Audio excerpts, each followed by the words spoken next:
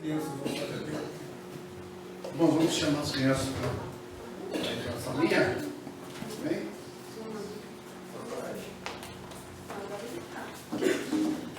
Bom, Pedro, bora ler? Deus é o santo maravilhoso eterno Pai. Em nome do Pai, entregamos o Pai. Senhor, Pai, essas crianças, Pai, Senhor, meu Pai, dessa nação, Pai. Muito conselho, meu Pai, em nome do Senhor Jesus, Pai, pregador da tua palavra, meu Pai, também ensino missionário. Senhor, venha, meu Deus, cuidar, proteger, Senhor, abençoar cada um de Pai, sua saúde. Abençoar, meu Pai, em nome de Jesus, a dia, Pai, que está passando a tua palavra para cada um deles, Pai, em nome de Jesus, está em tuas mãos. Amém. Vamos lá. Vamos orar pelo pastor? Grandioso Deus, eterno Pai, que está seu servo, Senhor, a palavra do Senhor colocou no coração deles. Que o Senhor venha com sabedoria, que o teu Espírito Santo venha nos ensinar, ó Pai, segundo a palavra, segundo a sua vontade, ó Deus. Que possamos saber, ó Pai, que o Senhor tem cuidado grandemente de nós, ó Pai. E o seu servo está aqui para nos ajudar e passar aquilo que o Senhor colocou para ele, ó Pai. Em nome de Jesus nós agradecemos. Amém.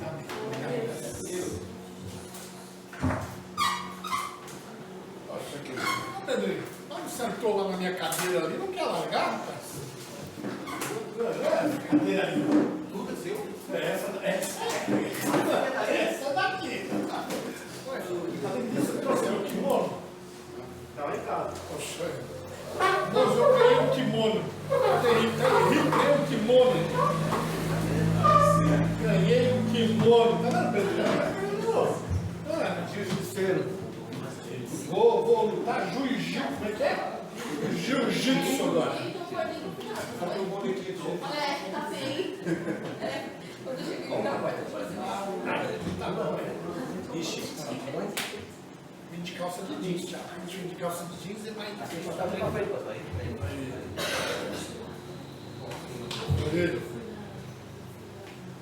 Amados, vocês têm orado por nós? Eu acho que não, viu? Eu senti um amém só aí. Amém. A coisa aqui tá feia aqui, viu? A coisa tá feia, né? Deus, misericórdia, viu? É só o Senhor na causa, né? Só o Senhor na causa. Eu melhorei bem da diabetes, deu uma melhorada. Que bom, hein? Ela baixou bastante. Hoje eu medi, estava em 110. Né? Ótimo, graças a Deus. Compensação. Pensa num cara que está doido para comer um chocolate. É eu. Doido por uma barra de chocolate, aquelas deliciosas, sabe? Mas o Senhor é bom. O microfone está funcionando? Sim. Aqui, achei. Né? Então, não tem sido assim fácil, né? Minha pressão, graças a Deus, ela está normalizada, está boa, né? Ela está boa, mas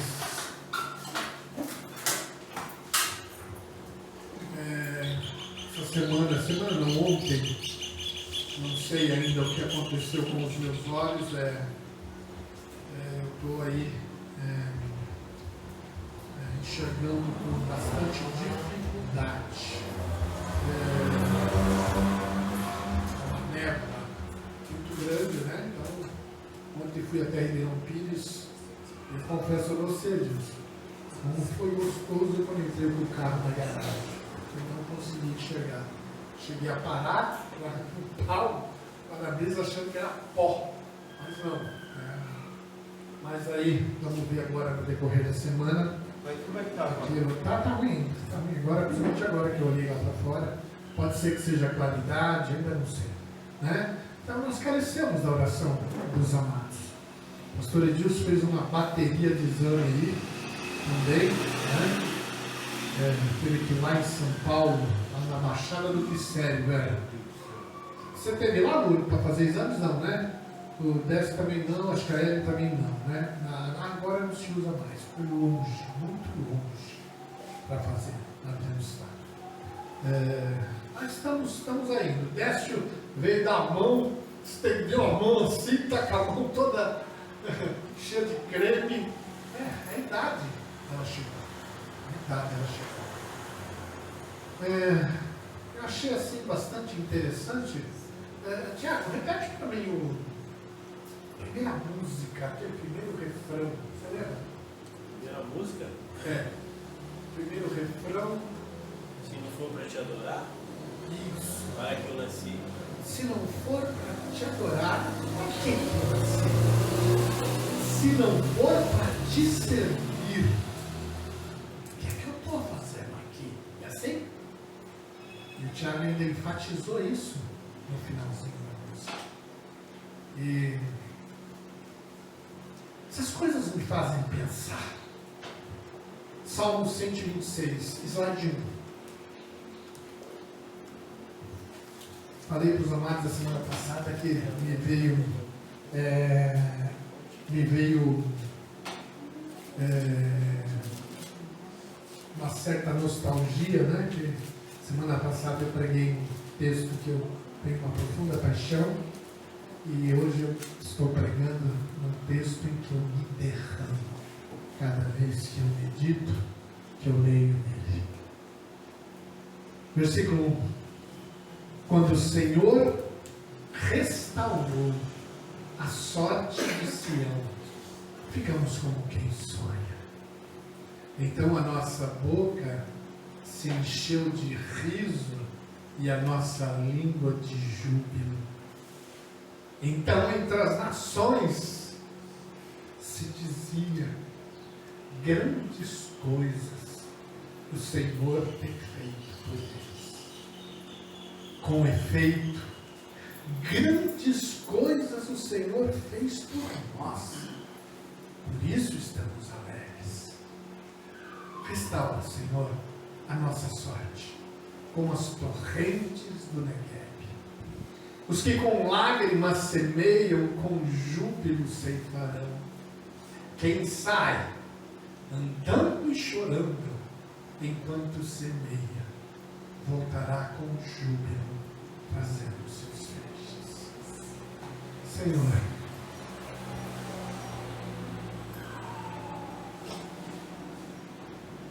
o Senhor sabe como que essa palavra é muito profunda para nós. Como em momentos difíceis da minha vida, de lutas, de grandes batalhas, o Senhor a trouxe. E eu te louvo por isso. Eu te agradeço pela forma com que ela fala comigo. Eu, de uma forma especial, eu peço que o Senhor fale com os amados que estão aqui, através dos meus lábios. Aquilo que o Senhor coloca no meu peito. Obrigado, Jesus. Obrigado, Deus, por tudo. Em nome de Jesus. Amém. Amados, é muito importante. Eu sei que esse daqui é um texto bastante interessante, complexo. Então, para que você consiga entender, é necessário que você preste o máximo de atenção e não se desvie a sua atenção. Você não vai entender nada. Serão só palavras. Como disse com certeza, eu já preguei no Salmo 126 inúmeras vezes. E sempre focando assim alguns ângulos, alguns aspectos que falam muito a minha alma e que tem feito muito bem ao meu coração. E para que estudemos esse salmo, e é isso que nós vamos fazer essa manhã, é necessário que nós compreendamos, num certo sentido, o seu conteúdo histórico. Sem compreender, é difícil entender o que o salmista está dizendo aqui. Então vamos tentar entendê-lo juntos.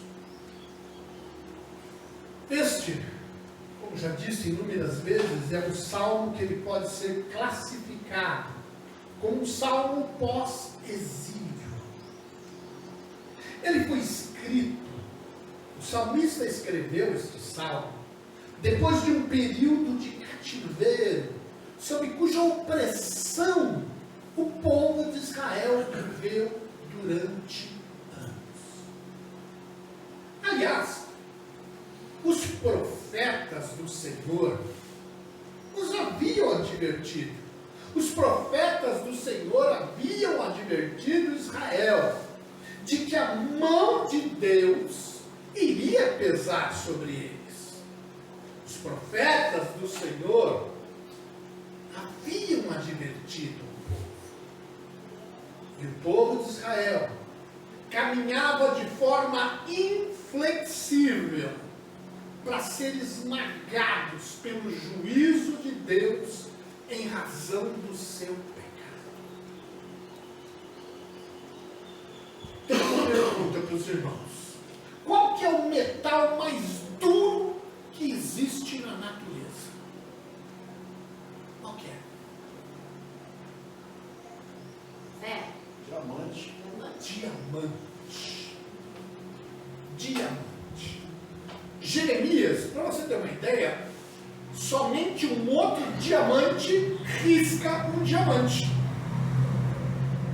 É o metal mais duro que existe na natureza. Jeremias, ele chegou mesmo a dizer que o povo estava com o coração semelhante ao diamante. Slide 2. Olha o que ele diz. O pecado de Judá está escrito. O pecado de Judá está escrito com um ponteiro de ferro com ponta de diamante. E por quê? Porque eles não se deixavam de forma alguma quebrar o coração pela palavra de Deus. Então Jeremias falou: olha, o pecado de vocês aí é como um diamante, não se quebra. É duro como um diamante, o metal mais duro da natureza. Eles não se deixavam de forma alguma se quebrar o coração pela palavra de Deus, por aquilo que os profetas advertiram. E como cumprimento da palavra dita pelos profetas, Deus então permite que Nabucodonosor e todos os seus exércitos cercassem Jerusalém. Jerusalém foi tomada, invadiram a cidade.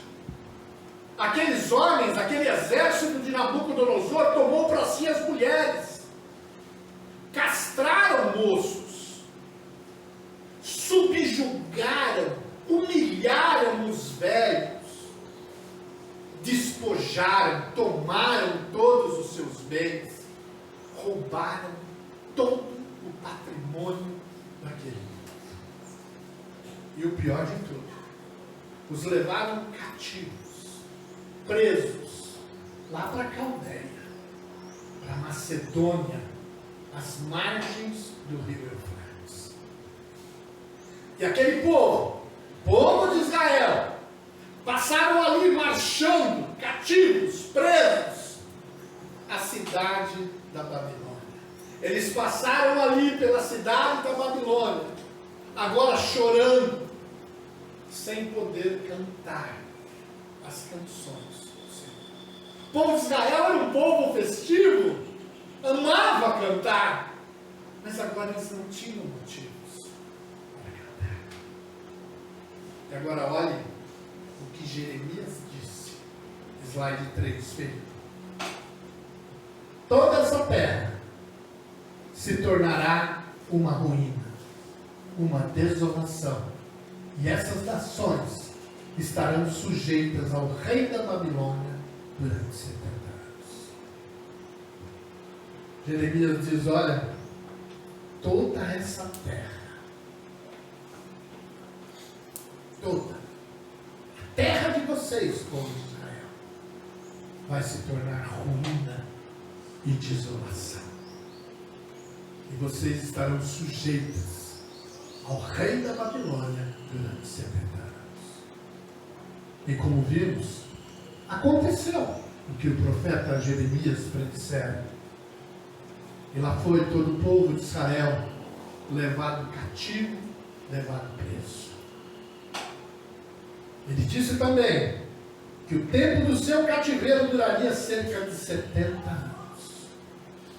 E o povo ficou em cativeiro, preso, como escravos na Babilônia. Mas, ao cumprir-se o tempo de cativeiro, não propriamente o tempo exato, Deus levantou alguém. Segundo a profecia de Isaías, lá no capítulo 45, ela afirmava que um homem, um rei, chamado Ciro, seria levantado pelo Senhor, o qual ocasionou o livramento para o povo de Israel. E assim aconteceu. No ano de 523, o rei Ciro foi levantado pelo Senhor como rei ali da Babilônia.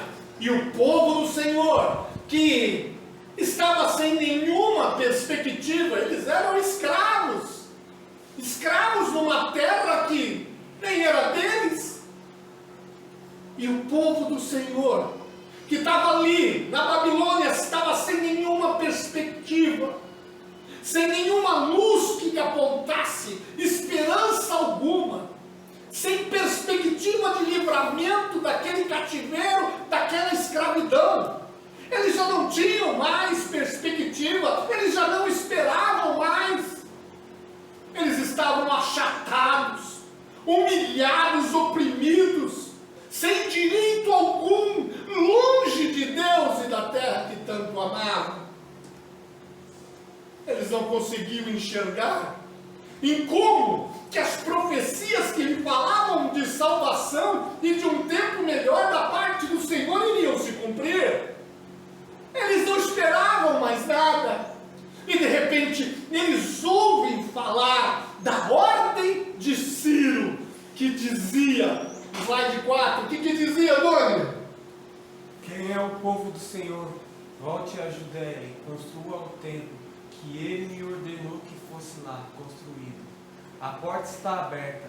Quem quiser sair, saia. Quem quiser passar, passe. Recomece sua vida. Olha, eles ouvem falar que Ciro havia dado uma ordem. Quem é do povo do Senhor, volte para a Judéia. Volte para lá. Construa o templo que ele, o Senhor, me ordenou que fosse lá construído. Porta está aberta. Quem quiser sair, saia. Quem quiser passar, passe e recomecem a sua vida. Amados, e quando aqueles homens, mulheres, crianças, velhos, enfim, ouviram essa notícia, essas boas novas, eles não podiam nem acreditar. O salmista diz então que quando o Senhor, no versículo 1, restaurou a sorte de Sião, eles ficaram como quem sonha. Amados, eles se beliscavam, se apalpavam, eles se perguntavam, será verdade? Será verdade que nós podemos ir embora? Sim, o rei Ciro falou que sim. E era verdade. E era verdade. Preste atenção agora, para que você continue a compreender essa história.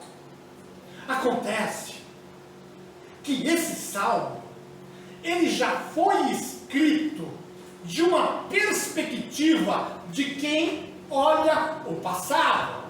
No momento em que o salmista escreve esse salmo, ele olha de uma perspectiva de quem olha para o passado, constata o presente. Slide 3 de novo, 3. Toda essa terra se tornará uma ruína, uma desolação.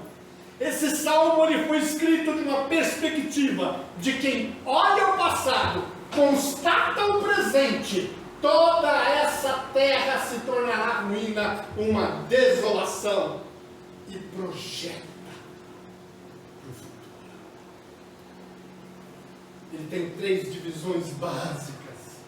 E a primeira é a consideração de um passado feliz.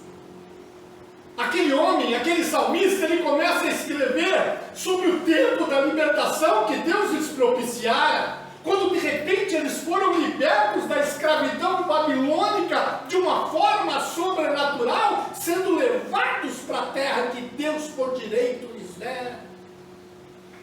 É dessa perspectiva que ele escreve. Ele olha lá para trás, ele vê a libertação, ele enxerga a ordem do rei Ciro. É dessa perspectiva. E eles então seguiram para a terra que eles tanto amavam, cheios de alegria, cheios de louvor. E eles puseram-se a clamar: aleluia, louvado seja o Senhor. O rei Ciro dá ordem, eles começam a caminhar, a arrumar as suas coisas, iniciar o retorno ao lar. A língua tremulava de júbilo, de alegria, estão voltando para casa. E até chegar à sua casa, eles passam por diversas nações, e aí até mesmo os vizinhos pagãos, que cultuavam outros deuses, se viram forçados a admitir que realmente uma intervenção divina os visitara. Passavam pelas nações até chegar em casa, já entoando hino, cânticos de louvor, por estarem voltando ao seu lar. Inclusive, entre as nações se dizia, versículo 2, parte B, diz assim: grandes coisas tem feito o Senhor por eles. Amém. Grandes coisas, as outras nações, as outras pessoas ali diziam: grandes coisas tem feito o Senhor por eles. Mas presta atenção comigo agora. A semelhança desses judeus da antiguidade, e todos nós que conhecemos Jesus, a semelhança desses judeus da antiguidade que foram libertos pelo rei Ciro, que caminharam de volta para casa, e todos nós que conhecemos Jesus, que já o provamos, que já ouvimos a sua voz, que entendemos como cantamos que Ele morreu na cruz, absorveu nossos pecados, iniquidades, tragédias, traumas e inquietações da nossa vida. Todos que já nos confrontamos com Ele e colocamos diante dEle um coração arrependido e nos dispusemos a ser usados por Ele, e fomos da mesma forma que aquele povo, visitados, libertos, soltos, desagrilhoados de nossos pecados e convidados a viver uma vida livre para a glória do seu nome. Todos nós que fomos libertos do império das trevas e transportados para o reino do Filho do seu amor, para uma nova vida com Cristo Jesus. E quando eu começo a falar sobre isso, eu fico aqui lembrando-me de mim mesmo, de como essa experiência me envolveu, de como essa experiência me alcançou. Amados, o encontro com Jesus é um momento de uma indescritível alegria. Você sabe isso. O momento do encontro com o Mestre é uma alegria que nós não temos como descrevê-la. A Bíblia diz lá, em João 4,53, que o oficial do rei, quando ele creu no Senhor Jesus, manifestou grande alegria, ele e toda a sua casa. Quando aquele eunuco que foi evangelizado por Felipe, depois de encontrar com Jesus, a Bíblia relata que ele segue alegremente o seu caminho. Aquele carcereiro que lavou os vergões de Paulo no meio da noite, Ele manifestou uma alegria imensurável. Ele, toda a tua casa, toda a sua casa, por terem crido no Senhor. O pequeno Zaqueu, daquele tamaninho, ele não cabia em si mesmo de tanta alegria pelo que Deus fizeram na vida dele. O encontro com Jesus sempre produz essa realidade de quem fica como quem sonha. Alguns de nós ficaram assim quando encontraram com Jesus. Eu fiquei assim. Eu fiquei dessa forma. Eu fiquei como que estava nas nuvens, voando, porque o encontro com Jesus nos propicia isso. Se lembra? Aonde nós íamos, parávamos e pregávamos. Oh, Jesus, como a gente falava de Jesus, né, pastor? A gente ia e parava e pregava. Se viam inundados pelo louvor, pelo dilúvio, afogados no amor de Deus, assim que a gente vivia. A boca se enchia de riso e a língua de júbilo. Lembram-se? Eu saía daqui de Mauá e ia lá na Comunidade da Graça. Lembra da Comunidade da Graça, na Vergueiro? E ali eu louvava o Senhor, eu e a Vera, mais os amigos. Uma alegria indescritível invadia o nosso coração. Quando terminava aquele culto, nós saíamos ali, aquela multidão de gente pela Vergueiro, pelo metrô, cantando hinos de louvor, louvando, pregando, falando do amor de Deus. Se lembra? Nós queríamos fazer tudo dentro da igreja. Tiago era bater o escanteio e correr para cabecear na igreja. A gente fazia tudo dentro da igreja. Vou contar uma coisa para vocês, principalmente para o Tiago e para o Doni. Eu dirigi um louvor em uma congregação que nós estávamos inaugurando ali no Parque Aliança em Ribeirão Pires. Imagina eu dirigindo louvor, eu cantando lá, levando a congregação a louvar o Senhor. Lembra, Vera? Fazíamos qualquer coisa. Varríamos, limpávamos banheiro, ajudávamos a cuidar de carro. A manutenção da igreja nem se fala. Lembra dos almoços abençoados, dos lanches? Muita alegria, uma delícia, cara. Nós ajudávamos ali em todos os departamentos. Era só alguém precisar erguer o dedo e está lá, eis-me aqui, Senhor. Esse cântico que os meninos cantaram por último, você sabe qual foi minha vontade? Eu tenho certeza que tem alguns, de se levantar, de abraçar, de falar: oh, eu te abençoo, meu irmão. Como é gostosa a comunhão, porque era assim. Nós saíamos andando dentro da igreja enquanto cantava. Era uma alegria contagiante. Quem passava pela rua falava: esses caras são doidos.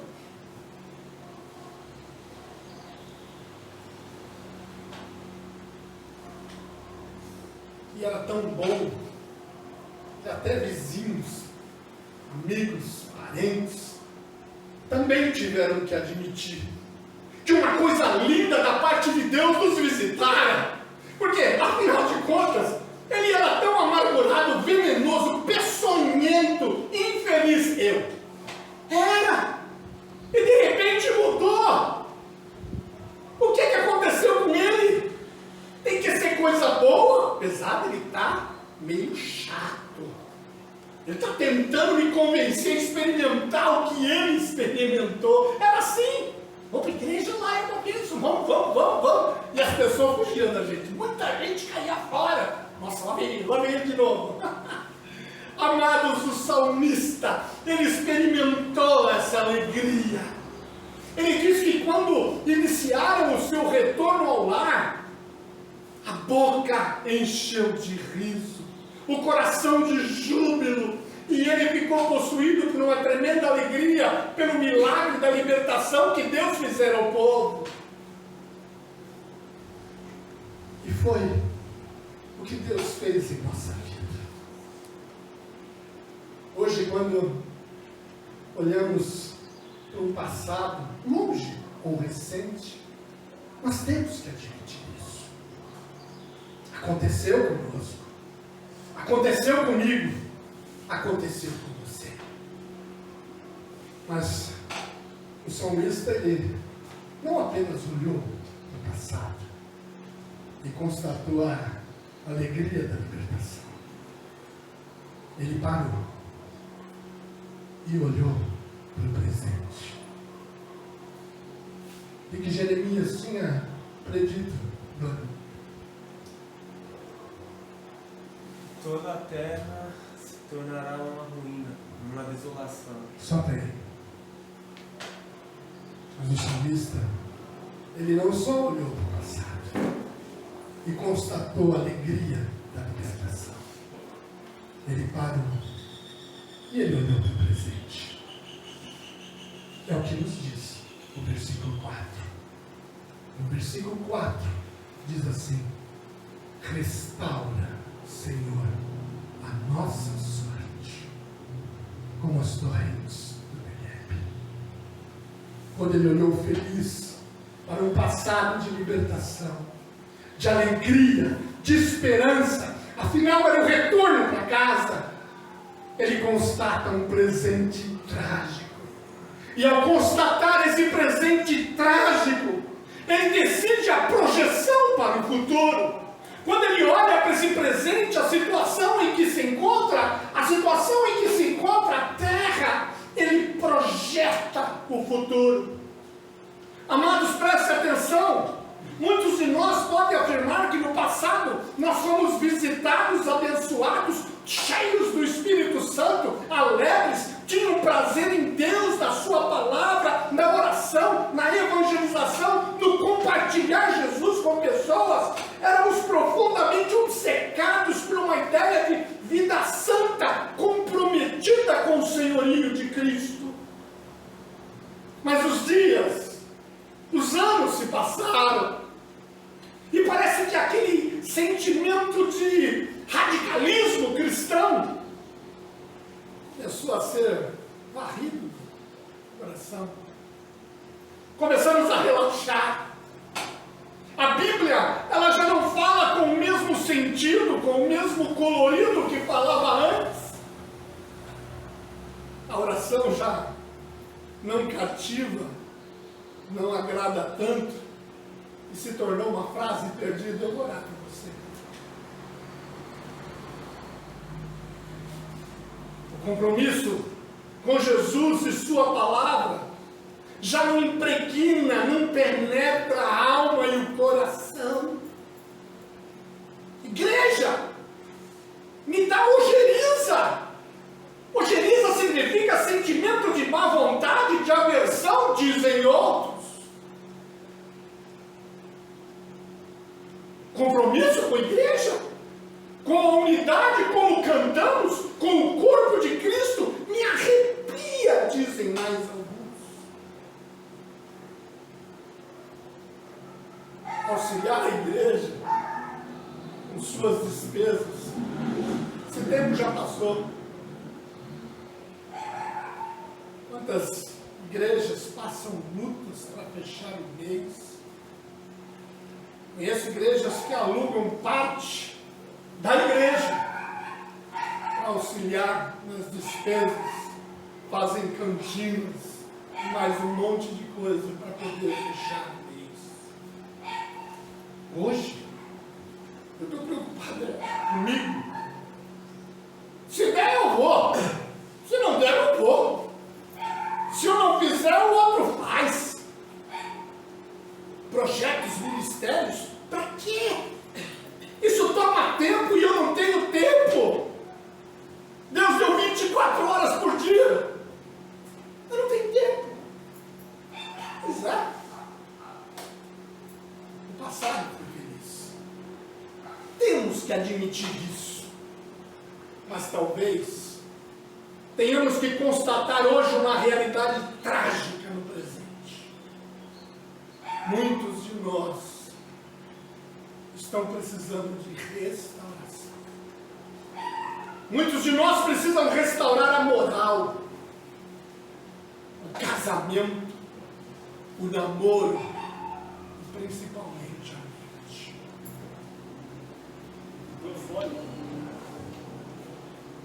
Restaura, Senhor, a nossa sorte. Muitos de nós precisam restaurar, enfim, aquela profunda realidade que antes nos invadiu. Lembra? Do tempo em que a alma era até meio criança simples, mas foi varrida em razão de um sentimento estranho de acomodação. E eu digo que a alma era meio criança simples, porque a gente olhava aqueles grandão velho, quer dizer, nós não éramos tão velhos, brincando, pulando, fazendo festas. Amados, isso é um paradoxo, é o contrário da maturidade cristã que tanto pregamos. Alguns de nós, eu não falo só da igreja, eu falo de uma forma geral, alguns de nós parece que quanto mais amadurecemos, mais apáticos, inertes e menos profundamente comprometidos com a palavra de Deus nos tornamos. Com a igreja nem se fala. Temos que constatar, o passado foi feliz. Foi.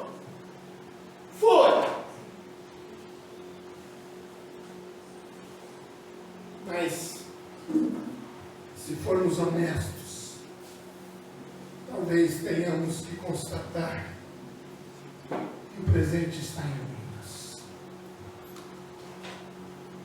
Está sendo destruído. O que antes Deus fez, talvez esteja caindo, indo ladeira abaixo, sobre Israel. Falando de Israel agora. O passado foi feliz. A libertação do cativeiro babilônico foi um milagre.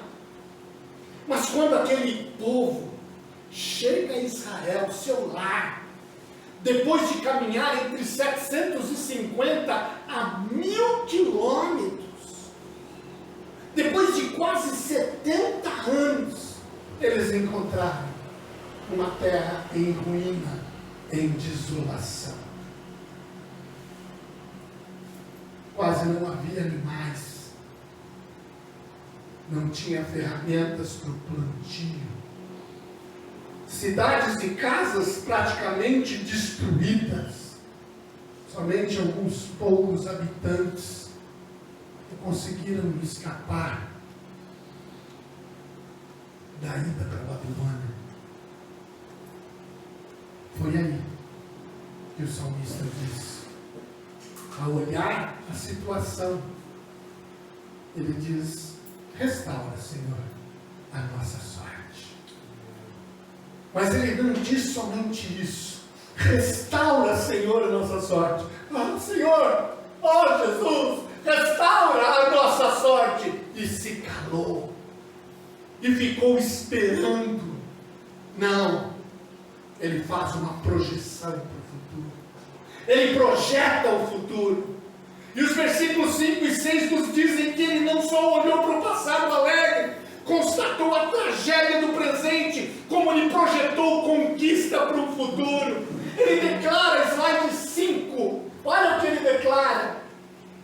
Os que com lágrimas semeiam, com júbilo colherão, ceifarão. Quem sai andando e chorando enquanto semeia, voltará com júbilo, trazendo os seus feixes. Essas são as 3 divisões desse salmo. Um passado feliz, a constatação de um presente trágico e a decidida projeção para o futuro.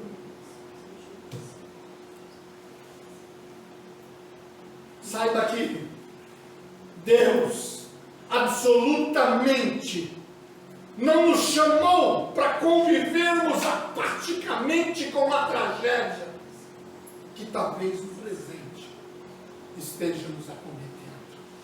Sem dúvida nenhuma, Deus deseja novamente visitá-lo, no mínimo com o melhor com que já o visitou. Restaura, Senhor, restaura a nossa vida. A palavra de Deus também está nos ensinando a encarar todo o deserto que talvez estejamos atravessando e talvez nem percebamos que nós estamos nesse deserto. O ser humano, ele é tão, a palavra certa é adaptável à situação. O ser humano é tão adaptável à situação que talvez ele esteja atravessando um deserto e ele nem percebe. E o Senhor quer transformar aquele que está passando por esse deserto em um rio em potencial. Restaura, Senhor, a minha sorte, a nossa sorte, como as torrentes do Negueb. O deserto ali no sul da Palestina, já disse isso anteriormente aqui, é um lugar ermo, inóspito, infértil, onde nada é produzido. Mas o salmista, ele se lembrou de que lá no Negueb, lá em cima, lá nas montanhas do Negueb, quando chove torrencialmente, acontece um milagre. Quando a chuva temporã, ela cai lá naquelas montanhas, aquelas águas começam a escorrer, a descer por aquelas montanhas, e ela encontra as savanas secas do deserto, e de repente, essas águas se transformam em ribeiros, em pequenos ribeiros, a água vem descendo, e a areia, que é castigada o ano inteiro pelo sol quente, após a chuva, ela faz um milagre de deixar transbrochar, de deixar desabrochar algumas florezinhas. Eram sementes quase mortas, secas, esturricadas, imperceptíveis, mas havia um canal para o rio, que na chuva abundante poderia afluir por ali. Talvez o deserto que segue a sua vida hoje seja deserto porque você não tem tido vida com Deus. A alma anda seca. O coração, ele não está quebrantado. Ele não está molhado. Ele não está ungido. Os olhos estão secos. Já não derramam mais lágrimas de compaixão. Os frutos sumiram.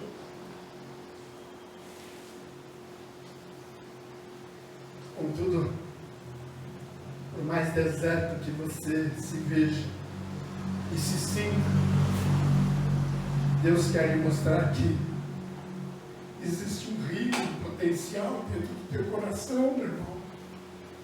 Tem um rio em potencial aí dentro do teu peito. Olha o slide 6. Aquele que crê em mim, eu sei que você crê no Senhor. Como diz a Escritura, do seu interior, de dentro de você, irão fluir rios de água viva, que vão fazer florescer aquela semente seca, esturricada, mas que está aí dentro do seu peito, e você vai voltar a florescer.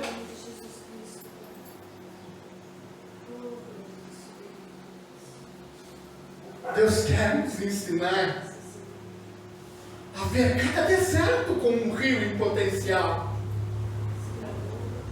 E esse salmo, ele ainda nos dá uma outra lição. Por isso que eu falo, a profundidade dele é muito grande. Por isso que eu amo tanto.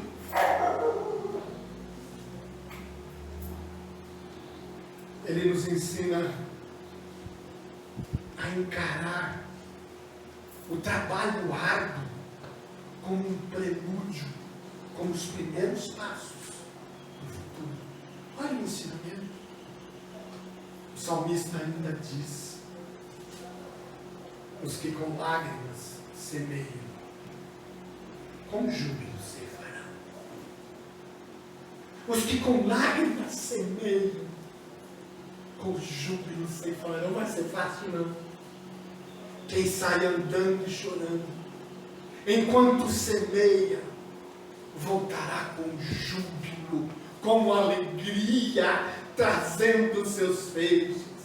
Amados, esses versículos nos ensinam que o caminho da restauração não é nada fácil, e eu posso falar isso para você, porque já vivi isso inúmeras vezes em 30 anos de convertido.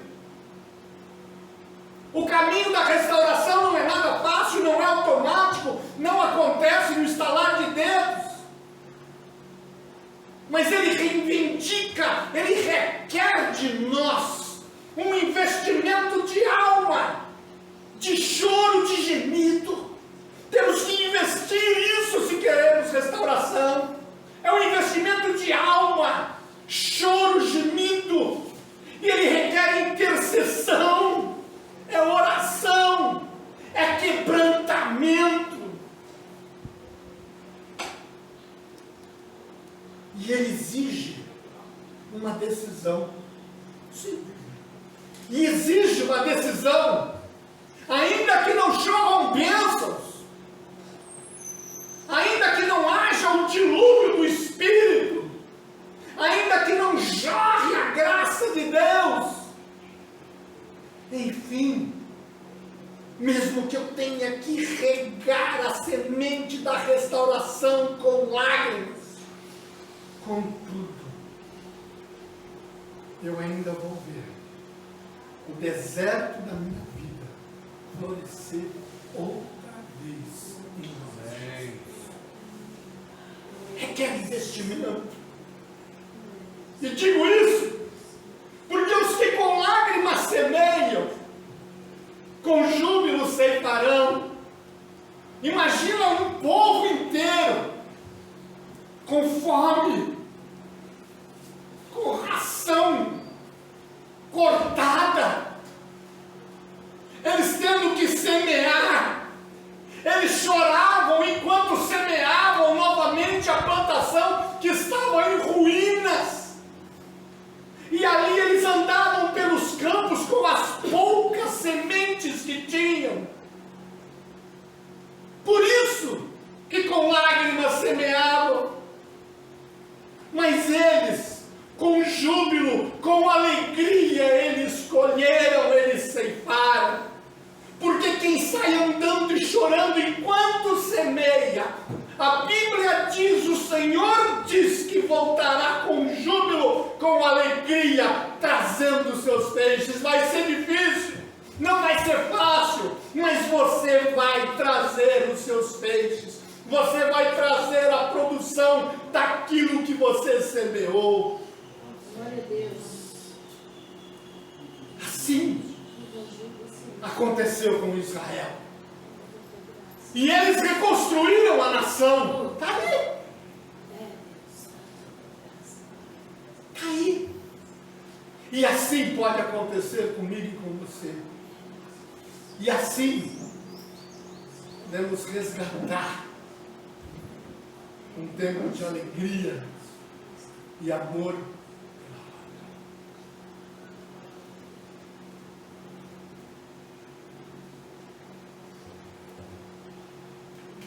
Pai Santo, Pai querido,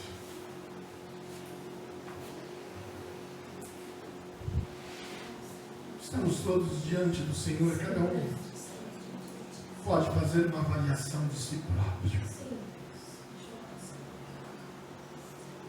Estamos diante do Senhor. A única coisa que eu quero te pedir, Senhor, é que restaura a nossa sorte. Restaura, Senhor.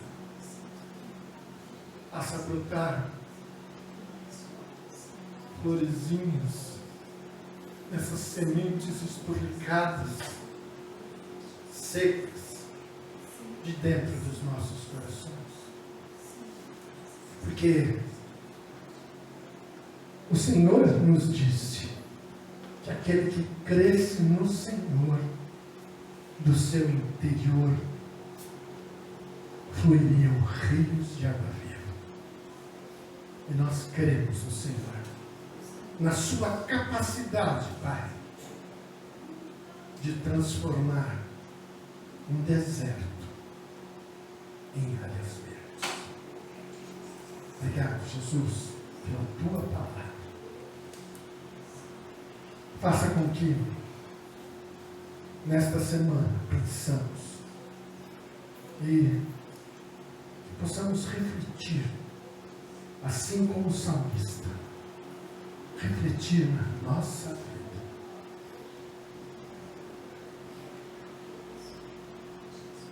Mas projetando o futuro.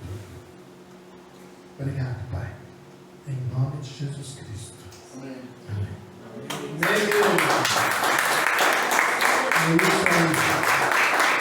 São desafios para a nossa vida. E o Senhor nos desafia. Nos desafia. Pastor Edilson?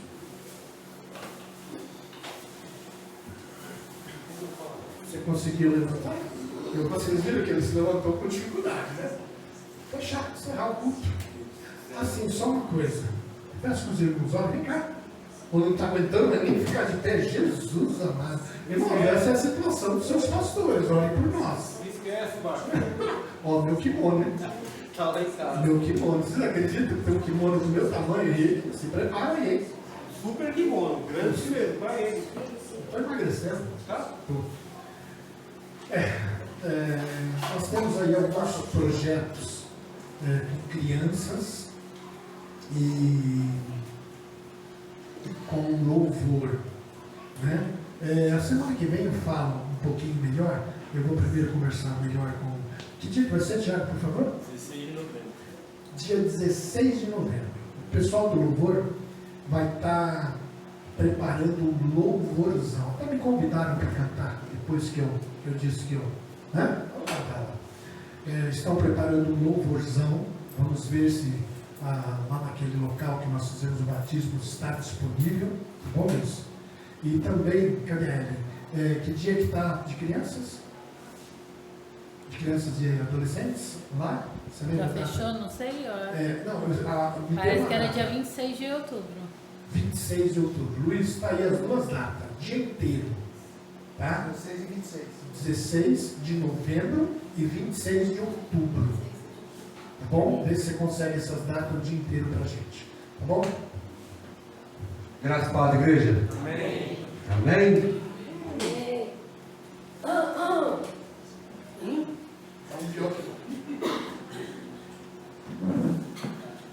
Irmãos,